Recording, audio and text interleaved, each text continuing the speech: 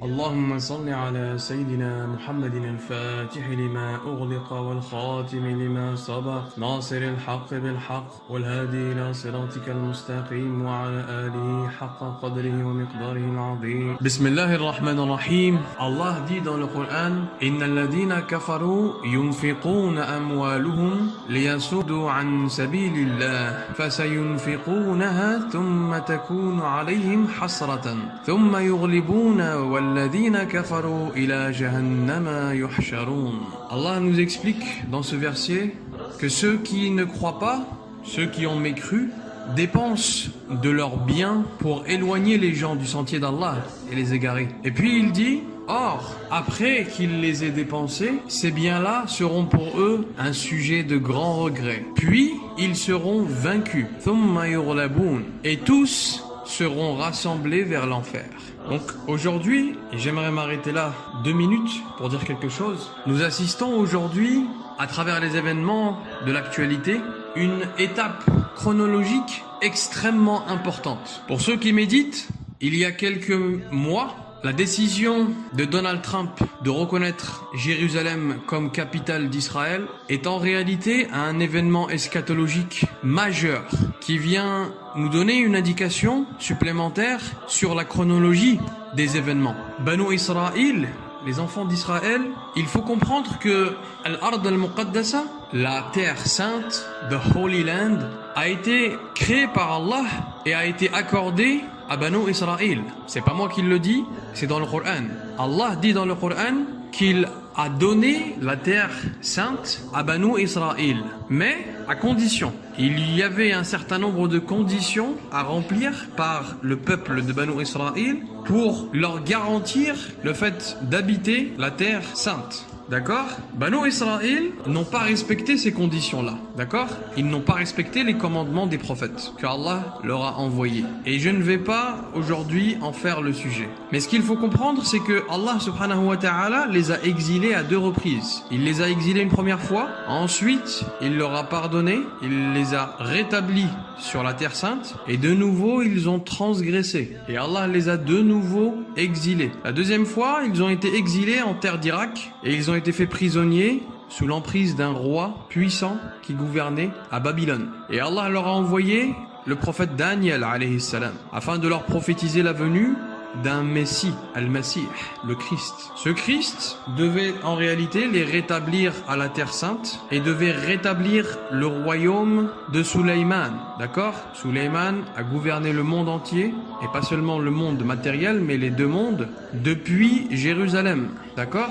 Donc Banu Israël avait reçu l'ordre d'attendre la venue de leur Messie pour qu'il les rétablisse à la terre d'Israël. Et en attendant, ils devaient se repentir. Donc commença pour eux la période de Teuva, At-Tauba, traduit en arabe, jusqu'à la venue du Messie qui devait les rétablir en terre sainte, en Palestine. Ce qu'il s'est passé, c'est que un certain nombre de personnes s'est réunies et ont signé un certain accord, et ces gens-là sont devenus le sionisme. Et ce mouvement-là s'est agrandi jusqu'à opérer à l'échelle internationale. Donc le sionisme international, qui a attendu des siècles la terre d'Israël, la terre sainte, a réussi enfin, à l'époque, à arracher à la première puissance mondiale de l'époque, c'est-à-dire la Grande-Bretagne, ce qu'on appelle la déclaration de Balfour, pour retourner en terre sainte. Et cette même entité sioniste-là a aujourd'hui fini par réussir à arracher à la première puissance mondiale actuelle, les États-Unis, la reconnaissance de Jérusalem comme capitale officielle d'Israël. Et nous disons que cela ne nous étonne pas, car il a été prophétisé que Al-Masih ad-Dajjal, l'Antéchrist, ne sortirait que lorsque la ville de Jérusalem sera retournée aux sionistes. En période de Teuva, Allah subhanahu wa ta'ala leur a envoyé Jésus, Al-Masih, traduit en français, le Christ. Et ils l'ont rejeté, leur propre Masih.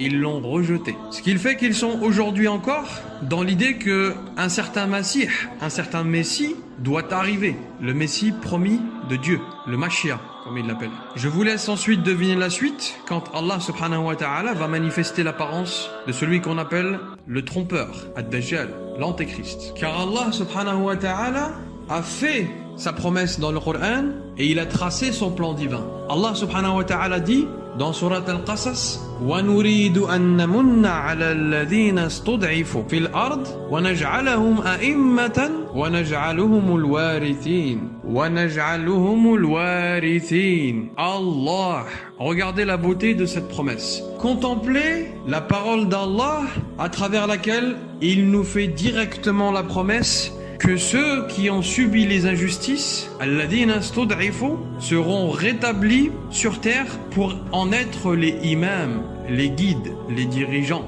Subhanallah. Admirez la beauté de ce verset. Allah nous dit, et nous voulons, et nous avons la volonté, que ceux qui ont été oppressés, opprimés, ceux qui ont subi l'injustice, Allah subhanahu wa ta'ala nous promet dans ce verset qu'il les rétablira et qu'il les ramènera sur terre afin qu'ils en héritent l'autorité. Allah fera hériter la terre entre les mains de ces opprimés afin qu'ils en deviennent les imams, les dirigeants, les guides. Nous voulons favoriser ceux qui ont été opprimés, al-mustad'afin, sur terre. Et nous voulons en faire les héritiers et les imams, les dirigeants, les guides. Donc on s'arrête 2 minutes sur ce verset et on contemple la parole divine sur laquelle il ne fait aucun doute qu'elle se réalisera. Et on comprend et on prend conscience qu'il y a là en réalité un plan divin occulté qu'Allah subhanahu wa ta'ala a déjà tracé. Allah nous indique qu'un plan divin qui relève de l'invisible, une stratégie inévitable, un complot divin, un plan qui va aboutir inévitablement. À savoir que al-mustad'afin, c'est-à-dire ceux qui ont été opprimés, c'est-à-dire ash-shuhada, seront en réalité ceux entre les mains de qui la terre sera héritée. Et ils seront ceux qui la dirigeront avec la justice et avec vérité. Subhanallah. Quand viendra ce moment, et nous implorons Allah subhanahu wa ta'ala pour qu'il dépêche et qu'il acte ce moment-là, car la terre est fatiguée de la souillure de l'injustice des êtres humains. Mais quand viendra ce moment exactement? Allah nous dit dans le Coran, wal asri. Vous connaissez tous cette sourate où Allah subhanahu wa ta'ala jure par ce qu'il appelle al-asr en commençant la sourate. Wal asri innal insana lafi khusr. Donc Allah subhanahu wa ta'ala commence par jurer par al-asr. Il jure que l'être humain est certes en perdition. Il est dans sa période de perdition. Innal insana lafi khusr illa alladhina amanu wa amilus salihat wa tawasaw bil haqqi wa tawasaw bis sabr. Et Allah nous dit sauf ceux qui ont cru et ceux qui œuvrent en recherchant la satisfaction d'Allah, et ceux qui persistent et qui s'accrochent à la vérité, et ceux qui sont fermes dans leur patience. Et on va s'intéresser à al-asr. Qu'est-ce qu'Allah subhanahu wa ta'ala a voulu dire lorsqu'il a dit wal asri? Allah jure par al-asr. Et les mufassirin disent que al-asr peut vouloir dire le temps. D'autres disent que al-asr c'est le asr de la journée, c'est-à-dire la période où le soleil décline. Après le Dhuhr, après le zénith, la période dans laquelle le soleil va décliner jusqu'au coucher s'appelle Al-Asr. Donc Allah jurerait par cette période-là. D'autres encore disent que Al-Asr, ça veut dire un siècle, Qarn, 100 ans. Et d'autres encore disent que Al-Asr, c'est un siècle, mais un siècle équivaut en réalité à la durée de vie de Sayyidina Muhammad sallallahu alayhi wa sallam, c'est-à-dire 63 années. C'est ça qu'Allah subhanahu wa ta'ala utilise comme unité de mesure lorsqu'il parle de Al-Asr. Et dans Tafsir Ruh al-Bayan, on a le hadith, le célèbre hadith du prophète Muhammad sallallahu alayhi wa sallam, dans lequel il dit In saluhat ummati falaha ma'ishatu yawm. Pendant son apogée, pendant sa période de succès, ma umma vivra la période d'une journée. Wa in fasadat falaha ma'ishatu nisfu yawm. Et lorsqu'elle sera en déclin, et lorsqu'elle sera prise par la corruption et le mensonge, elle vivra la période de nisfu yawm, c'est-à-dire la moitié d'une journée. Et ensuite il dit wa inna yawmin 'inda rabbaka ka'alfi sanatan mimma ta'uddun. Wa inna yawman 'inda rabbaka ka'alfi sanatan mimma ta'uddun. Et sachez qu'une journée chez votre Seigneur équivaut à 1000 années. 1000 années de votre unité de mesure. Donc si Yaoum, une journée, équivaut à 1000 années, donc la moitié d'une journée équivaut à 500 années. Maintenant regardez votre calendrier islamique et faites le calcul. Awliya Allah savent que cette dunya ne vivra pas plus que 1500 années. Il y a 1 an et demi, ou il y a 2 ans, nous étions en 1437. D'accord? Faites le calcul. 1437, pour aller à 1500, ça fait 63 années. La durée de vie de Nabi Muhammad sallallahu alayhi wa sallam. Donc nous sommes entrés dans ce asr. Si le tafsir, si l'interprétation de ce verset est la bonne, nous sommes entrés dans ce dernier asr. Ce qui voudrait dire que dans ces 63 années qu'il reste, maintenant aujourd'hui il en reste 61, il doit se produire l'apparition du Mahdi alayhi salam, l'apparition de Al-Masih al-Dajjal, l'Antéchrist, le règne de Sahib al-Zaman, donc 7 années, le règne de Isa ibn Maryam, de Jésus, 40 années, Alamat al-Sughra, les signes mineurs qu'il reste, ou Alamat al-Kubra, et les signes majeurs, d'accord? ونريد أن نمن على الذين استضعفوا في الأرض ونجعلهم أئمة ونجعلهم الوارثين. Et nous avons la volonté de rétablir ceux qui ont été oppressés sur terre. Et nous avons la volonté de leur faire hériter la terre et de faire d'eux ces dirigeants, ces imams. Mais qui sont-ils? Ces mustad'afin. Qui sont-ils exactement? Il y a 2 figures eschatologiques sur lesquelles l'ensemble des religions sont d'accord. Qui sont-ils? An-Nabi Isa ibn Maryam ou l'imam al-Mahdi alayhi salam. Ces 2 personnages eschatologiques, en réalité, se ressemblent énormément. Et leur vie tout entière présente à chaque fois une solution céleste, une intervention divine qui vient s'abattre sur la terre. Isa ibn Maryam, la parole de Dieu sur terre, un prophète extraordinaire. Le Christ, une personnalité d'une spiritualité hors norme, un comportement céleste. Un personnage qui dans sa globalité fut un miracle, depuis sa naissance miraculeuse et son enfance pleine de miracles et jusqu'à sa mission auprès de Banu Israël qui était elle aussi rythmée par de grands miracles jusqu'à ce qu'Allah lui demande de faire l'infaisable, le grand test pour l'œil de l'humain, le grand test pour la raison logique de l'humain. On parle bien sûr de son miracle dans lequel il a ressuscité un mort. Et il est dit dans les riwayat que celui qui l'a ressuscité, Sam, le fils de Nuh.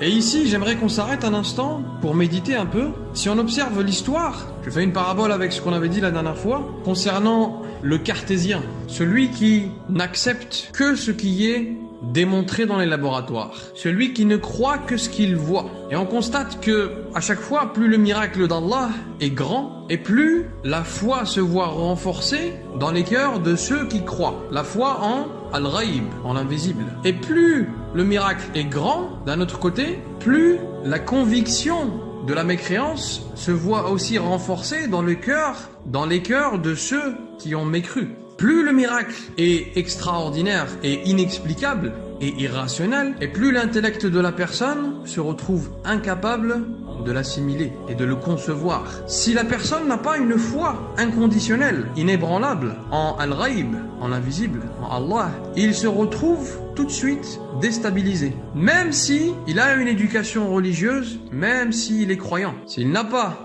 une foi inébranlable en l'invisible, et s'il n'a pas reçu une éducation sur le monde de l'invisible, sur Al-Ghaib, sa foi, sa propre foi, se retrouve déstabilisée. Pourquoi? Parce qu'un islam et une éducation religieuse et une foi dépourvue de spiritualité et dépourvue de la croyance en l'invisible est une foi incomplète. C'est une fondation incomplète sur laquelle on aspire à bâtir sa religion, mais au premier coup de vent, cette fondation se voit déstabilisée, car l'intellect prend le dessus, et l'intellect a des limites. Il se retrouve incapable d'expliquer le miracle. Donc lorsque Isa ibn Maryam, bien évidemment avec la permission et avec l'ordre d'Allah, a décidé de ressusciter ce mort, il s'agissait là d'un test divin pour Banu Israël et pour tous ceux qui étaient témoins de la scène. C'est principalement à ce moment-là qu'une grande confusion, une grande fitna s'est installée dans le peuple de Banu Israël. Certains ont dit, maintenant nous avons la confirmation que cet homme-là n'est pas le Messie, n'est pas le Messie tant attendu, mais au lieu de cela, il s'agit là du plus grand sorcier que Banu Israël ait vu. Et d'un autre côté, il y a ceux qui ont dit, non, par Dieu, il s'agit de Dieu. Nous l'avons vu, il a ressuscité ce mort. Et nous avons la conviction que c'était un mort. Il l'a ressuscité. Et seul Dieu peut ressusciter les morts. Donc il s'agit de Dieu ou de sa réincarnation. Donc d'un côté, Banu Israël ont engendré les Juifs, qu'on a aujourd'hui. De l'autre côté, les chrétiens. D'accord? Al-Yahoud, à ce moment-là, Banu Israël, les Juifs, se sont retrouvés dépassés dans leur intellect par ce miracle. Étant donné qu'ils n'ont pas pu le concevoir, ils ont comploté pour le tuer, tel point qu'ils ont voulu le tuer. Et on sait très bien que aujourd'hui, ils pensent tous qu'il a été crucifié sur la croix. Et nous disons que Allah subhanahu wa ta'ala, à travers sa dernière mise à jour, nous a informé que Allah, dans sa sagesse absolue, il est celui qui écrit le plan, il est celui qui complote et planifie. Allah l'a élevé, rafa'ahu Allahu ila as-sama. Allah l'a élevé auprès de lui, dans sa présence divine. Allah avait déjà prévu tout cela et Allah avait déjà un plan divin pour l'humanité. Et son occultation aujourd'hui, sa disparition, Isa, relève elle aussi du monde de l'ghaïb.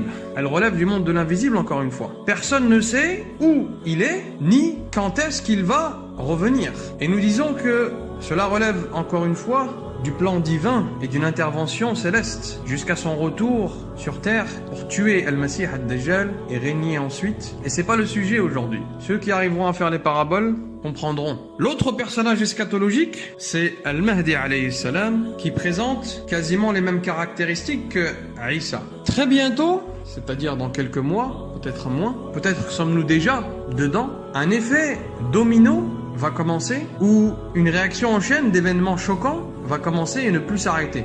J'ai envie de croire que c'est déjà le cas. Le prophète sallallahu alayhi wa sallam nous dit, avant de vous coucher, vous verrez une catastrophe et au réveil, vous vous réveillerez en trouvant une nouvelle catastrophe, en parlant de cette période-là. Sallallahu ta'ala alayhi wa alayhi wa sallam. Et ensuite il dit, puis un compromis de paix sera signé concernant la Terre Sainte. Après cela, une grande confusion sur Terre. Dans cette période-là, juste après le traité, une grande confusion. Juste après, c'est la guerre nucléaire. Dajjal apparaît et prend le contrôle sur une grande partie de l'humanité. Mahdi alayhi salam le laissera faire à ce moment-là. Il attend la permission. Al-Mahdi alayhi salam, ce qu'il faut savoir, c'est que il est présent depuis longtemps. Il est sur Terre, mais présent dans un autre espace temporel. Il est présent sur Terre derrière des hujub. Lui peut observer, mais personne ne peut l'observer. Awliya Allah disent qu'il se trouve dans Magharat al-Su'ada, un paradis caché dans le désert entre le Yémen et l'Arabie Saoudite. Le désert qui s'appelle Ar-Rub' al-Khali. Il y a une région montagneuse là-bas, et dans une caverne immense, au milieu de ces montagnes, dans ce désert, Awliya Allah le décrivent comme étant stationné en attendant la permission divine de sortir. Il est là-bas avec ses ministres, ses khulafa, ses compagnons, 24 heures sur 24, 7 jours sur 7, ils sont dans la présence de Al-Mahdi alayhi salam, à cet endroit. Le prophète sallallahu alayhi wa sallam nous dit, je connais les compagnons du Mahdi par leur nom et je connais même la couleur de chacun de leurs chevaux. Autour de cette caverne, il y a 7 différents types de hujub, de voiles. 7 types différents de groupes de créatures de l'invisible. Boudala, Nujaba, Nuqaba, Autad, Akhyar, Jinn wa Malaika. C'est un désert que personne ne peut traverser. Une chaîne de montagnes entourée de ces rangs de créatures de l'invisible d'Allah subhanahu wa ta'ala qui forment des hujub, des murs, si vous voulez, invisibles, des voiles. Hujub et anwarillah, des voiles impénétrables que l'œil nu ne peut voir. 313 awliya seront les compagnons du Mahdi alayhi salam. Parmi eux, 40 ministres, des califes, 59 députés, ce qui fait un total de 99. Chacun vêtu par le tajalli, la manifestation d'un des noms d'Asma Allah al-Husna. Eux-mêmes ne savent pas aujourd'hui qu'ils le seront. Certains le savent, certains ont déjà été contactés et sont déjà en train de préparer la venue de Mahdi alayhi salam. D'autres seront invités par Sayyidina Yunus al-Thani. Yunus al-Thani, un grand wali de ce asr-là, de ce siècle, un héritier direct du prophète Yunus alayhi salam. Yunus al-Thani, lui aussi a été isolé dans le ventre d'une baleine. C'est pour ça qu'il a écopé de ce surnom. Yunus al-Thani, le deuxième Yunus. Ces 313 compagnons seront les guides de ceux qui seront écrits parmi les épargnés de la vengeance divine. L'imam Sadiq alayhi salam, descendant du prophète Muhammad sallallahu alayhi wa sallam, a dit, lorsque le Qa'im, c'est-à-dire le résurrecteur, l'imam al-Mahdi alayhi salam, lorsqu'il sera envoyé, Allah subhanahu wa ta'ala développera tellement la vue et l'ouïe de ses compagnons qu'ils n'auront pas besoin de s'envoyer des courriers entre eux pour communiquer. Il leur parlera et ils l'entendront et ils le verront, alors même qu'il restera à sa place. Dans un autre hadith, 2 signes annonceront la venue du Mahdi. 2 signes qui démentiront les calculs des astrologues. Le premier, une éclipse lunaire qui se produira le 5 du mois du Ramadan. Une éclipse lunaire. Ensuite, le deuxième, une éclipse solaire qui se produira le 15 de ce même mois de Ramadan. Ce qui ne s'était jamais produit depuis la descente de Sayyidina Adam alayhi salam sur terre. Al-Mahdi apparaîtra officiellement pour la première fois à Madinatul Munawwara, Médine. Il sortira en une fraction de seconde avec Bismillahir-Rahmanir-Rahim. Dès qu'il aura la permission, Bismillahir-Rahmanir-Rahim, et le voilà à Médine. Il se déplace avec Haqiqatu Tayyi. Allah subhanahu wa ta'ala, lorsqu'il veut déplacer un de ses serviteurs d'un endroit à un autre, il plie l'espace. Il plie le Tayyi, Tayyi al-Ard, qui provient de toit, le fait de plier. La réalité de At-Tayyi, Allah subhanahu wa ta'ala, par sa permission, plie l'espace. C'est ce que la physique décrit comme un trou de verre. D'un point A à un point B, l'espace entre ces 2 points est plié de sorte que l'objet qui est au point A se retrouve au point B.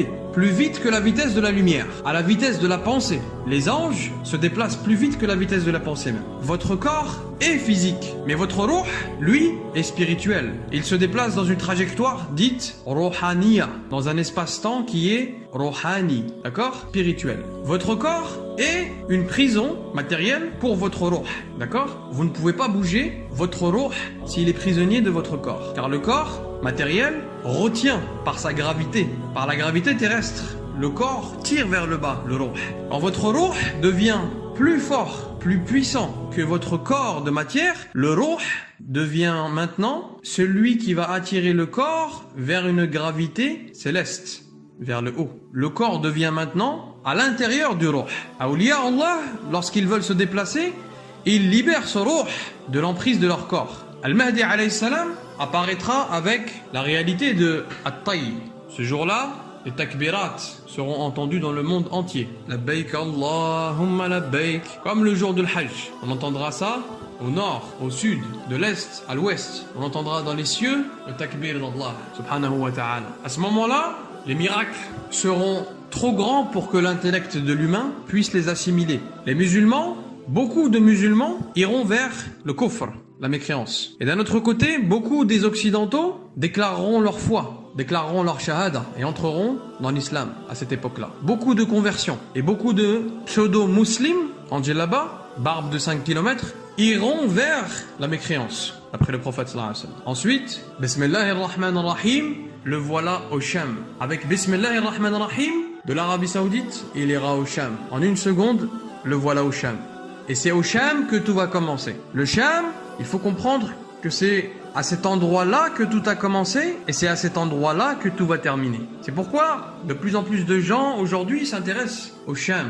Le Sham, c'est le Levant, Palestine, le Liban, la Syrie et la Jordanie. Parce que Sham, c'est Ardul Mahshar, c'est Ardul Waqi'a. C'est à cet endroit-là que tout a commencé et c'est à cet endroit-là que tout va terminer. Ahlul Bayt sont enterrés là-bas, la famille du prophète sallallahu alayhi wa sallam. Awliya Allah, lorsqu'ils arrivent à la fin de leur vie, ils demandent et ils laissent comme consigne d'être envoyés au Sham pour être enterrés là-bas. Il est dit que beaucoup de tombes de salihin et de prophètes ont été transportées par les anges au Sham, par l'ordre d'Allah subhanahu wa ta'ala. Il est dit dans un hadith que le jour de la résurrection, nous serons obligés de marcher jusqu'à là-bas pour le jugement. Le trône d'Allah va descendre là-bas et c'est à cet endroit-là que l'humanité et l'entière création d'Allah va être rassemblée pour le jugement. Et chaque personne va être obligée de parcourir la distance en partant de l'endroit où il a été enterré jusqu'à là-bas, jusqu'au Sham. Et dans un autre hadith, le prophète sallallahu alayhi wa sallam nous dit que ceux qui auront sacrifié pour Allah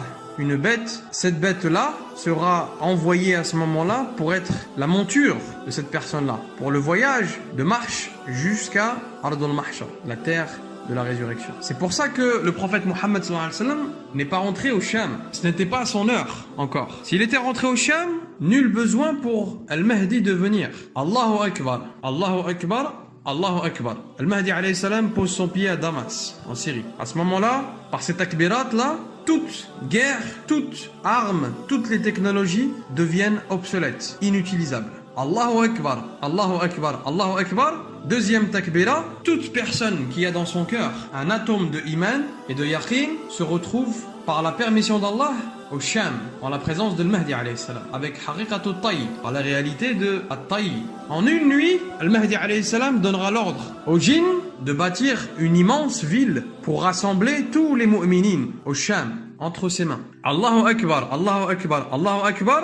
Troisième takbirat du Mahdi, tout mu'min vivant sera entre les mains du Mahdi, tout mu'min vivant sera entre les mains de Mahdi alayhi salam et son épée, l'épée d'Allah, une épée spirituelle. À ce moment-là, le djihad est déclaré. Il déclare le djihad contre les oppresseurs dans les mines et commence l'intiqam d'Allah sur cette dunya, commence la vengeance du plan divin sur la terre. Au même moment, il va y avoir ce qu'on appelle la roja, le grand retour. Au même moment, les hujub des cieux vont s'ouvrir parce que cette période-là, il va y avoir une unification entre sama ad-dunya, la dimension matérielle de ad-dunya, et les autres samawat et les autres univers. Les hujub entre les différents univers vont s'ouvrir par la permission d'Allah à travers plusieurs procédés de cataclysmes planétaires, etc., etc. On en reviendra, Inch'Allah, dans une halqa spéciale. L'invisible et le visible vont s'unifier dans le même monde, comme à l'époque de Sulayman alayhi salam, où les gens vivaient en la présence des shayatin et des afarit et des djinns dans le même espace-temps. Au même moment, des armées célestes, par la permission d'Allah, vont descendre pour assister le Mahdi. Parmi eux, une armée de shuhada, les martyrs. Comme on a dit, Allah subhanahu wa ta'ala a promis dans le verset de rétablir les opprimés et ceux qui ont été injustement tués, afin d'en faire les dirigeants et les imams de ce monde à la fin des temps. وَنُرِيدُ أَن نَمُنَّ عَلَى الَّذِينَ اسْتُضْعِفُوا فِي الْأَرْضِ وَنَجْعَلَهُمْ أَئِمَّةً وَنَجْعَلَهُمُ الْوَارِثِينَ. Et Allah dit dans un autre verset, وَلَا تَحْسَبَنَّ الَّذِينَ قُتِلُوا فِي سَبِيلِ اللَّهِ أَمْوَاتًا بَلْ أَحْيَاءٌ عِندَ رَبِّهِمْ وَيُرْزَقُونَ. Et ne pense pas que ceux qui ont été tués dans le sentier d'Allah, les shuhada, les martyrs, sont morts. Au contraire, ils sont bien vivants et auprès de leur Seigneur, ils sont bien récompensés. Parmi eux, l'armée de 12 000 guerriers, tous des descendants et des enfants de Sayyidina Ali ibn Abi Talib, alayhi salam. Ali, il faut comprendre que Allah l'a façonné dans sa sagesse et il lui a donné un équilibre au combat et une habileté, une force et une vélocité, une capacité sur le terrain et une vision du champ de bataille qui n'a été donnée à personne d'autre. Ali ibn Abi Talib, c'est le guerrier par excellence. Il y a une riwaya dans laquelle Fatima az-Zahra alayhi salam, la fille du prophète Mohammed sallallahu alayhi wa sallam, vient voir son père et elle montre qu'elle est triste, déçue. Et le prophète sallallahu alayhi wa sallam lui demande: Ya Fatima, qu'est-ce qui te chagrine? Qu'est-ce qu'il y a? Est-ce qu'il y a un problème avec Ali? Et Fatima lui répond: Ya Rasulallah, c'est pas que j'ai envie de me plaindre de Ali, mais par moment, il quitte le foyer, il sort pendant 2-3 jours sans me prévenir et lorsqu'il revient, je n'ose pas lui demander où est-ce qu'il était. Regardez, subhanallah, la mentalité, la pudeur, la notion de respect de Fatima az-Zahra alayhi salam et des femmes de cette époque. Et là, le prophète sallallahu alayhi wa sallam sourit, il se met à sourire et il lui dit: Ya Fatima, c'est moi qui l'envoie. Ali fait partie des outils d'Allah. Je l'envoie dans des missions, à des endroits qui dépassent les couches terrestres de Sama ad-Dunya. Je l'envoie au-delà de l'espace que nous pouvons voir. Je l'envoie combattre des créatures du monde de l'invisible qui, si ce n'était pas grâce à l'épée de Ali, ils seraient apparus sur terre et ils auraient décimé l'humanité. Subhanallah. Et l'imam Ali fait lui aussi partie des shuhada. L'imam Ali n'est jamais mort. L'imam Ali alayhi salam, lorsqu'il allait mourir, il dit à ses compagnons: lorsque je serai mort, mettez mon corps sur le dos d'une chamelle, attachez mon corps au dos d'une chamelle et laissez-la aller. Laissez-la partir dans le désert. Fi mashiatillah, selon la volonté divine. Donc ils se sont exécutés. Lorsqu'il est décédé, ils l'ont mis sur le corps de la chamelle et ils l'ont laissé partir. Et la chamelle disparut dans le désert. Et les compagnons, alors qu'ils pleuraient la mort de leur dirigeant, l'imam Ali alayhi salam, à ce moment-là, une caravane venait vers eux dans l'autre sens. Et ils leur demandèrent: est-ce que vous avez vu une chamelle marcher seule dans le désert? Et ils dirent: oui, nous l'avons vu. Et il y avait l'imam Ali dessus. Et il nous a salués. Awliya Allah attendent le retour de Ali avec le Mahdi alayhi salam. Après que le Mahdi eut récupéré Amanat al-Muqaddasat à Istanbul, les affaires du prophète Mohammed sallallahu alayhi wa sallam et sa bannière. Un matin, il sera prêt pour prier Salat al-Fajr à la mosquée de Minaratul Bayda à Damas, qui est aujourd'hui appelée Masjid al-Amawi. Juste avant l'iqama de la prière, une lumière apparaîtra au-dessus de leur tête. Et il s'agira de Isa ibn Maryam qui descendra sur terre.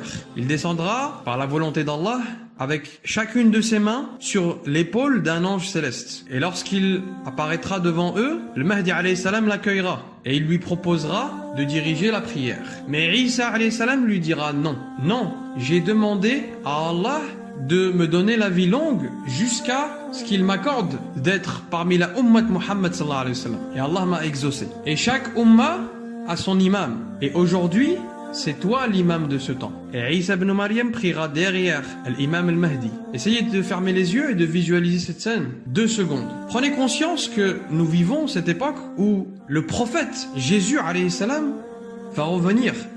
Et il va prier parmi nous. Imaginez-vous prier aux côtés de Jésus alayhi salam, le prophète, la parole de Dieu, le miracle de Dieu sur terre. Imaginez-vous prier derrière al-Mahdi alayhi salam. Al-Wa'd al-Ilahi, la promesse divine que al-Mahdi représente, et la prophétie du prophète Mohammed sallallahu alayhi wa sallam, que le Mahdi sera celui qui, avec son épée, tuera al-Shaytan, Iblis, lorsqu'Allah subhanahu wa ta'ala nous dit « Wa inna alayka al-la'na ila yawmiddin. Qala rabbi fandirni ila yawmi yub'atun. Qala fa innaka minal muntadirin ila yawmi al-waqti al-ma'loum. » Et lorsqu'Iblis refusa de se prosterner devant la créature d'Allah, Adam alayhi salam, Allah déversa sur lui sa colère et sa malédiction. Et il lui dit, la malédiction s'abattra sur toi jusqu'à Yawm ad-Din, jusqu'au jour de la résurrection. Puis Iblis dit, Ya Allah, permets-moi de rester en vie jusqu'au jour dernier. Puis Allah lui dit, soit, je t'accorde de rester en vie, ila yawmil waqtil ma'loum, jusqu'au jour, jusqu'à l'heure du rendez-vous défini. Al-waqtil ma'loum, l'heure du rendez-vous connu, défini. Et nous savons très bien aujourd'hui, grâce à de nombreux récits et riwayat, que al-waqtil ma'loum est l'heure de l'apparition de l'imam al-Mahdi alayhi salam. Al-waqt al-ma'loum, l'heure du rendez-vous. Al-waqt al-ma'loum vient avant Yawm ad-Din. L'heure du rendez-vous défini vient avant le jour de la résurrection. Sachez-le. Le prophète sallallahu alayhi wa sallam a dit, et même s'il restait une journée à vivre dans cette dunya, Allah l'allongera jusqu'à ce qu'il fasse descendre de ma descendance un homme sur la main de qui Allah rétablira la justice sur terre, comme elle a été remplie d'injustice. Al-waqt al-ma'loum, c'est l'heure de Duhur sahib al-zaman. Sauf pour ceux qui continuent à se voiler la face, et nous n'avons pas de temps à perdre avec ces gens-là, et nous leur disons, attendez, et vous verrez par vous-même.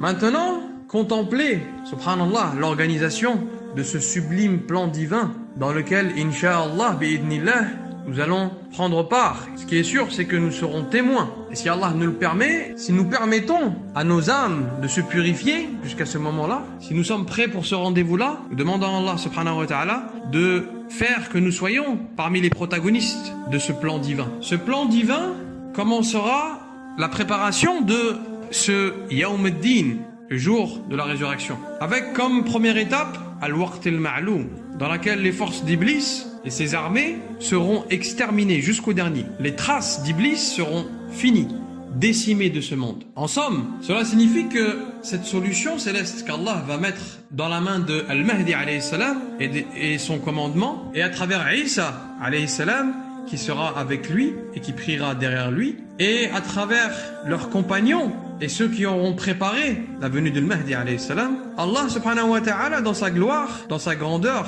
et dans sa sagesse absolue, fera que cette équipe-là, ces gens, constitueront la manifestation sur terre de l'intervention céleste, de ce plan divin. Et ils opéreront avec des outils que l'intelligence de l'humain ne peut même pas imaginer aujourd'hui. Parce que ces outils relèvent également du monde de Al-Ghaib, du monde de l'invisible. L'être humain aujourd'hui est encore au sommet de son ignorance concernant les capacités de Ruh.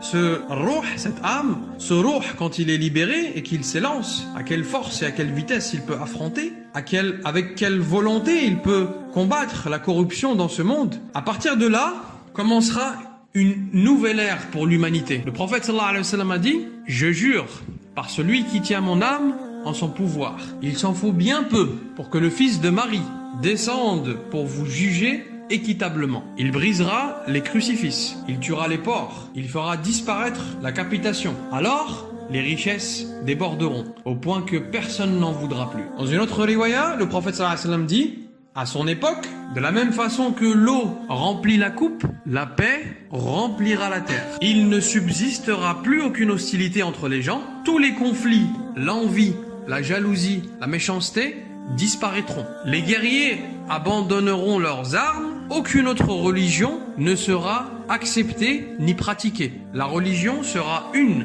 Rien ni personne d'autre que Dieu ne sera adoré. Comme il n'y aura plus personne pour l'accepter, l'aumône, la zakat, il n'y en aura plus. Il n'y aura plus d'aumône. On trouvera des trésors et d'autres découvertes. Les hommes conscients de l'imminence du jour du jugement ne courront plus après les bienfaits de ce monde. L'inimité et la méchanceté disparaîtront. Observez bien ce magnifique hadith qui nous indique cette ère, cette époque dans laquelle les traces d'Iblis seront effacées. Il n'y aura plus d'Iblis, il n'y aura plus de waswas, il n'y aura plus de jalousie dans les cœurs. Et il continue, le prophète sallallahu alayhi wa sallam, en disant: les créatures venimeuses se débarrasseront de leur poison, et les enfants joueront avec les serpents et les scorpions, sans crainte d'être blessés. Le loup frôlera les moutons sans leur faire du mal. Le monde sera rempli de paix et de contentement. Les combats, les guerres, les attaques disparaîtront. La végétation de la terre retrouvera son état initial, celui de l'époque d'Adam alayhi salam. Une grappe de raisin suffira à rassasier un grand groupe de gens. Les chevaux seront à nouveau libres et on n'aura plus besoin de bœufs car les champs se cultiveront tout seuls. Alors on dira à la terre de faire sortir ses fruits et d'apporter à nouveau sa bénédiction. De ce fait, il y aura des grenades telles qu'un groupe de gens de 10 à 40 personnes pourra s'en nourrir d'une seule grenade. Et ils pourront se réfugier sous l'ombre fournie par sa pelure. Subhanallah. Et ils pourront se réfugier sous l'ombre fournie par sa pelure. Une vache laitière donnera assez de lait pour abreuver toute une assemblée. Une chamelle donnera suffisamment de lait pour abreuver une tribu entière. Et une brebis donnera assez de lait pour abreuver une famille entière. Et dans un autre hadith, le prophète sallallahu alayhi wa sallam dit: c'est un homme de taille moyenne. Son teint est clair, mêlé de rouge. Il portera un vêtement fait de 2 pièces d'étoffe jaune. Sa chevelure semblera ruisselante, bien qu'elle ne soit pas mouillée.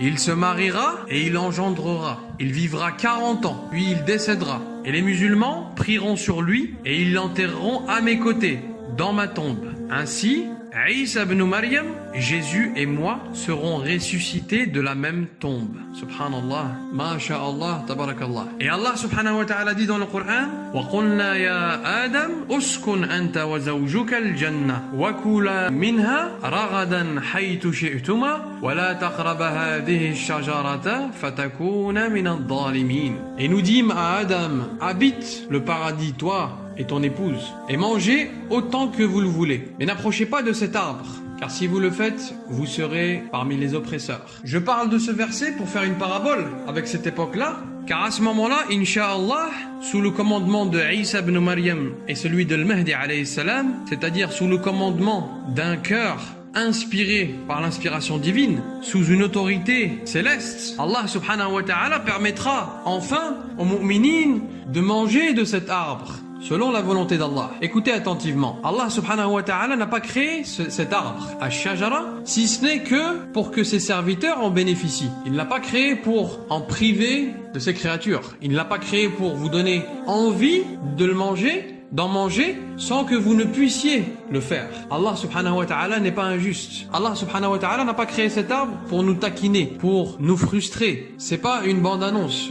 Regardez, vous pouvez voir, c'est alléchant, mais je ne vous en donnerai pas. Allah subhanahu wa ta'ala n'est pas ce genre de divinité. Mais Allah subhanahu wa ta'ala veut en faire bénéficier ses créatures uniquement par sa volonté à lui, par la volonté divine et non pas par la volonté de leurs propres égos. D'accord? Allah ne veut pas qu'on mange de cet arbre sous l'emprise d'une envie, sous l'emprise d'un désir. Car les shahawat, les désirs proviennent de l'ego, du nafs. Et on traitera ce sujet une autre fois, Inch'Allah. Notre devoir est d'occuper nos langues et nos cœurs dans la proximité du rappel d'Allah. Et à travers nos sohbats et nos halaqat, de rester tranquille et de ne surtout pas interférer quand ces événements vont commencer. Bismillahirrahmanirrahim. Wal asri innal insana lafi khusr illa alladhina amanu wa amilus salihat wa tawasaw bil haqqi wa tawasaw bis sabr.